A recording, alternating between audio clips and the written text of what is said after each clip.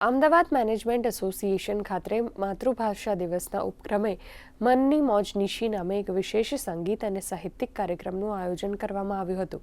ગુજરાતી ભાષા, સાહિત્ય અને સંસ્કૃતિના જતન માટે પ્રખ્યાત કલાકાર બેલડી, શ્યામલ અને સૌમિલ મુનશી દ્વારા આ મનની મોજ નિશી કાર્યક્રમ છેલ્લા 1 વર્ષથી ચલાવવામાં આવી રહ્યો છે, જેનો અંતિમ તબક્કો અને ભવ્ય સમાપન આગામી 21મી ફેબ્રુઆરીએ ગુજરાતી સાહિત્ય પરિષદના હોલ ખાતે યોજાશે, જે ગુજરાતી ભાષાના પ્રેમીઓ માટે નિઃશુલ્ક રાખવામાં આવ્યો છે.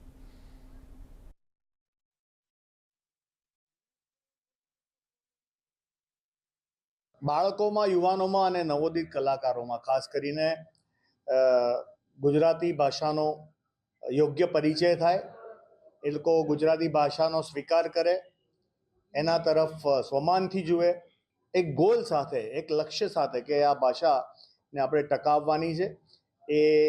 અને હવેની જનરેશન એ ગુજરાતી ભાષામાં બોલે, વ્યવહાર કરે અને વાંચે, એને માણે, આ બધા આશયથી અમે આ કરી રહ્યા છીએ. 795 જેટલા કવિઓનો ઉલ્લેખ કર્યો, એમાંથી 212 જેટલા કવિઓની રચનાઓ અમે ગાઈ, જેમાંથી 15થી 17 જેટલા સ્વરાંકનો અમે પહેલીવાર સ્વરબદ્ધ કર્યા, આ પ્લેટફોર્મ પરથી રજૂ કર્યા.